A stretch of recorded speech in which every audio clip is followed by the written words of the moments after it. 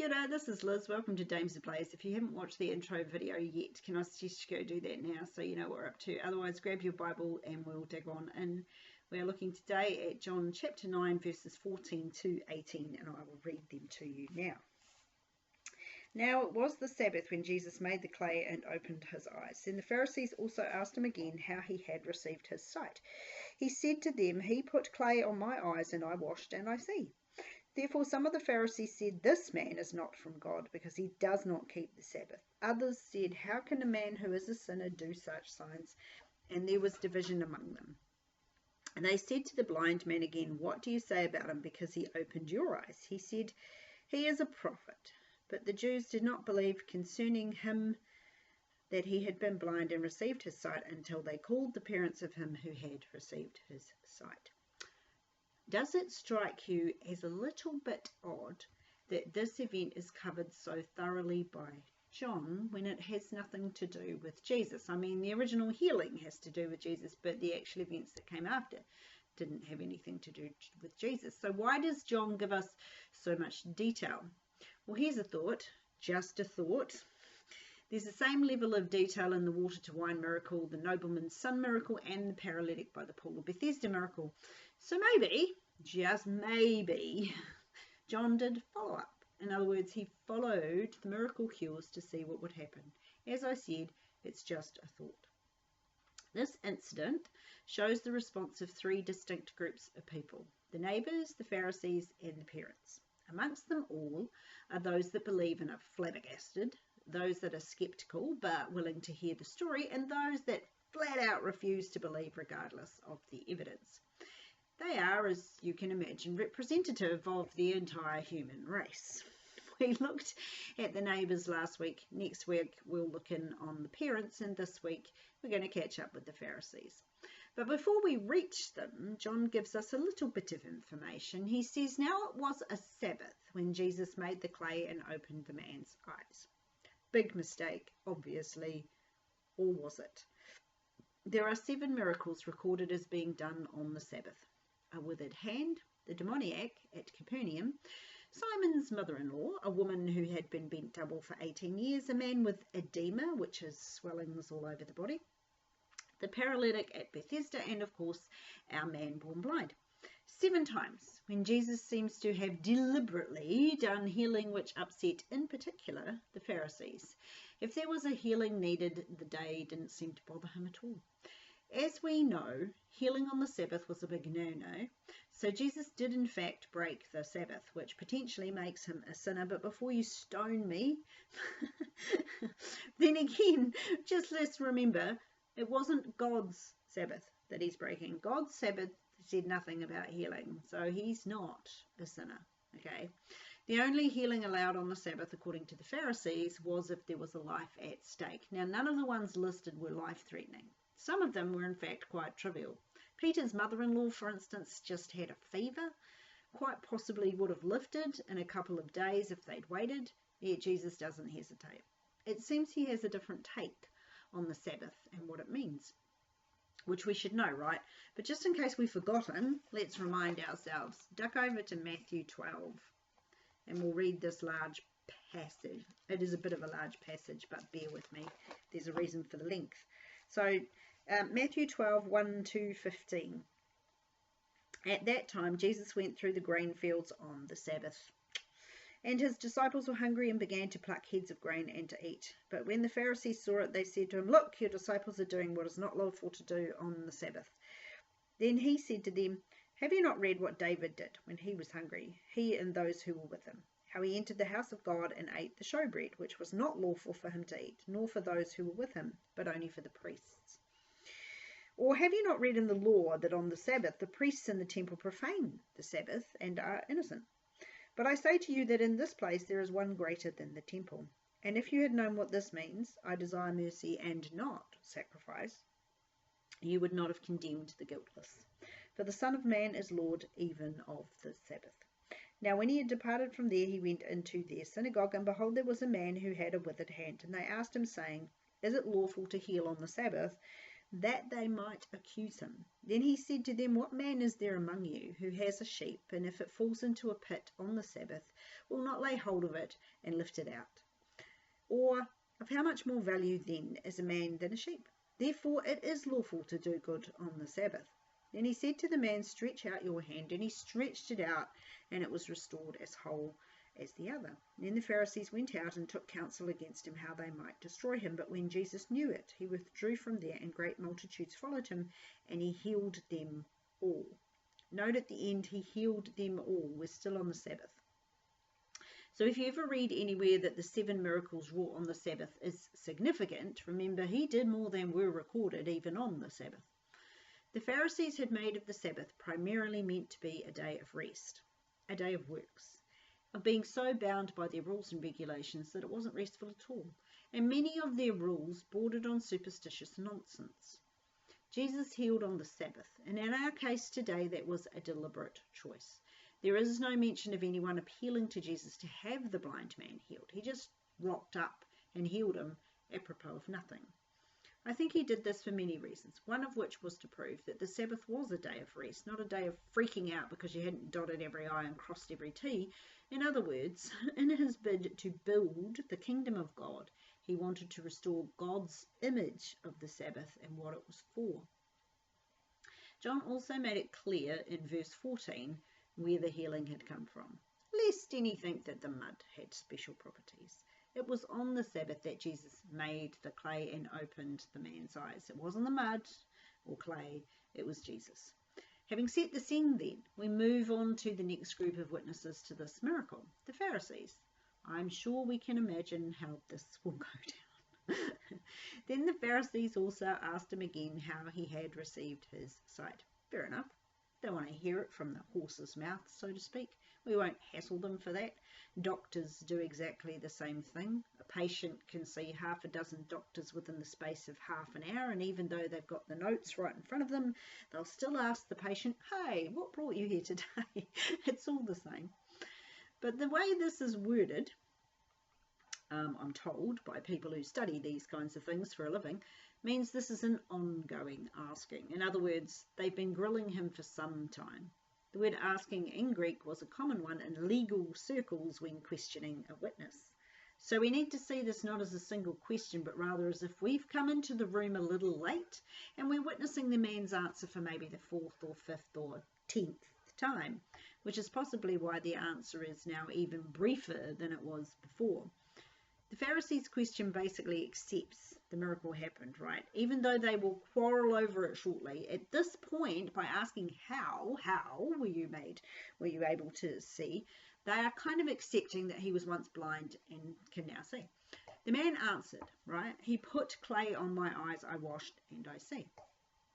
He doesn't say who put mud on his eyes now, does he? Does he wish to avoid the name, or are we perhaps coming into the conversation halfway through, as I said? Well, it could be, couldn't it? Or it could be that John has already mentioned Jesus and doesn't feel the need to mention him again. He's not a reporter writing word for word here. John is writing a biography, which doesn't require word for word statements. We know who he is, and it's clear that the Pharisees know who the he is, judging by their response in verse 16. So perhaps John didn't feel the need to make it any clearer. The man's answer is slightly different than his answer to his neighbours. It is shorter, and he appears to be getting used to the idea of sight. When answering his neighbours, he said, I received sight. Now he's saying, I see. I feel like the shock is becoming joy. It's a slow process sometimes when something really joyful but completely unexpected happens. It takes time for the brain to get over the shock of the suddenness and discover joy hiding behind it. But even in the midst of this interrogation, the man is starting to feel happiness and acceptance about his change in circumstances. The Pharisees' response to this miracle shows their hearts. We have, on one hand, this man is not from God because he does not keep the Sabbath. And on the other hand, how can a man who's a sinner do such signs? Two very polarised positions to take, and there is unsurprisingly division. You know, the Protestant movement has been given grief over the centuries because of the divisions that have spawned from it. But divisions are nothing new, and they aren't exclusive to the Protestant churches. The Catholic Church has its own splits. And look here, there was division in the Pharisee movement as well. Jesus did actually say he came to bring conflict. Do you know this? This is what he said. Do you think that I've come to bring peace to the earth? No, I tell you, but division. From now on, 5 in one household will be divided. 3 against 2 and 2 against 3. They will be divided. Father against son and son against father. Mother against daughter and daughter against mother. Mother-in-law against daughter-in-law and daughter-in-law against mother-in-law. We shouldn't have a problem with conflict. Jesus certainly didn't. As I said, the miracle itself is granted at this stage. All of them agree on that point. They just disagree about the spiritual state of the person who performed it. On one hand, there are those who say he breaks the Sabbath, which makes him a sinner, therefore these miracles must originate from the pits of hell. On the other hand, why on earth would the devil want this man born blind to suddenly be able to see? And who ever heard of anyone being born blind being given their sight? In any case, once again, we face the obstinacy of the Jews who believe their take on God's laws are more important than people. God's laws were designed to help people, to prevent injustice, to stop us sinning, which has this corrosive effect in our lives. But the Pharisees of Jesus' day had taken those principles and added layers of complexity, layers of nitpicky little details that made everyone's life a misery. Jesus healed on the Sabbath because it showed the heart of the Sabbath wasn't about keeping rules. It was about rest and doing the best for the people around you. Most of the time, that means you should spend the Sabbath with the people you love, resting in whatever form that takes for you, keeping it holy unto the Lord. When I lived on the orchard, I used to work on an orchard, the owner of that orchard had added some rules to the keep the Sabbath holy, but we didn't have to work, which was nice for us workers. Most of the other orchards around Nelson worked on a Sunday, but we always got it off, which was kind of cool. But he also had restrictions on what fun could be had, right? For instance, you weren't supposed to go fishing. Well, that's what I was told. Look, he could have just been kidding for all I know. But I wasn't a Christian at the time, so it didn't bother me, right? But looking back, I wonder what other oddities are out there on the Sabbath that people say can't be done. Or remove the Sabbath for a minute and think about what sort of man-made restrictions we might have or believe we should have because we're Christians, right? Some people believe that wearing makeup and jewellery is a sin. Some believe having drums in church is a sin. Some consider the partaking of alcohol in any form to be a sin. We seem to be very good at making up new laws without actually keeping the old ones. Here's a key for peaceful living. If you have some rule that you follow as a Christian that isn't directly biblical, then don't make anyone else live by it. Maybe you need to have that restriction, but don't make it a Christian ethic. For instance, I drink decaf coffee. God told me to do that so as to help with the insomnia, which I have suffered with my entire life. It does help with that, but that doesn't mean it's a Christian ethic. It just means it's something God has told me to do. It's wisdom for me, right? It's not even as if I'm sinning. If I drink a caffeinated coffee, it just means I've stepped out of the life that God had shown me will be my best life. I've risked keeping myself up in the wee small hours like a complete numpty. There are things that God may tell you to do. If they are not salvation issues, then they're probably not for every single human being on the planet. God isn't into copy and paste. He has individual ways for each of us to live. He knows us so very well, you see, that he can design individual programs for how to live your best life, and he will get it right 100% of the time. This division between the Pharisees over Jesus' divinity is an argument that has continued throughout the centuries. It seems in every century there were thinkers and philosophers who speculated that Jesus wasn't a good man, but they did all accept that the miracles were real, right up till the last century, right up till you hit this one, where people now believe they didn't happen at all. I'm not going to dive into that particular rabbit hole. That could take us some time. Let's get back to our text, shall we? They say, these Pharisees, this man is not from God because he does not keep the Sabbath. Say the antagonistic Pharisees. Contemptuous little phrase there. This man, they say. They don't have much respect for Jesus, do they? This was the stance of those who disbelieved amongst the Pharisees. Everything hinged in their minds on the keeping of the Sabbath. That one condition blinded them to all else. It was their stumbling stone. But ask yourselves, why were some willing to see beyond it and others incapable of doing so? What is it in some people that makes them build a bridge that, if God does not cross, will have them turning away?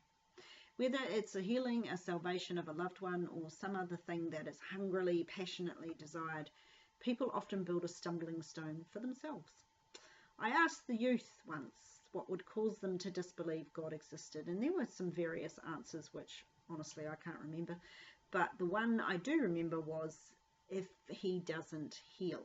Now, I don't know if this particular youth was seeking healing for herself or another, but I kindly pointed out that God might have a different resolution in mind.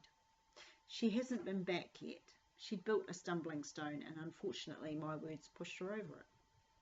We can't do that. We cannot put boundaries around how God should act and glue our belief to that boundary. Either he is God or he is not. And if he is God, then we must allow him to be God, which means we don't get to say how he should act in any given situation. We can pray for our needs, just as Jesus does in the Garden of Gethsemane, but don't forget the second part of Jesus' prayer, which was, "Nevertheless, thy will be done."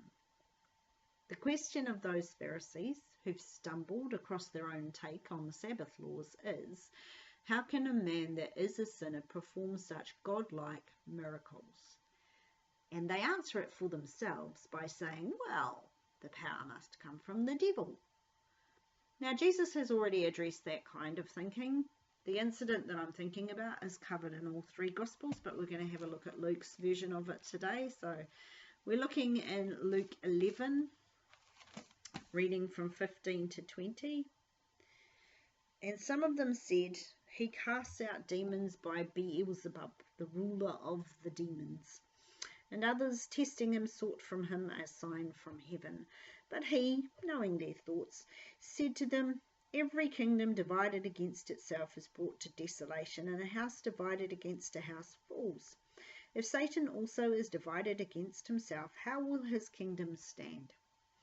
Because you say, I cast out demons by Beelzebub. And if I cast out demons by Beelzebub, by whom do your sons cast them out? Therefore they will be your judges. But if I cast out demons with the finger of God, surely the kingdom of God has come upon you.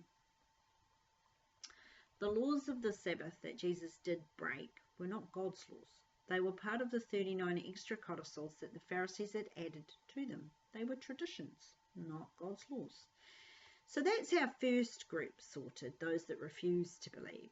Let's think about the second bunch. It would seem from the second question, which was, how can a man who's a sinner do such signs, that for some of the Pharisees, Nicodemus and Joseph of Arimathea at least, Jesus' words and actions have started to have a bit of an impact.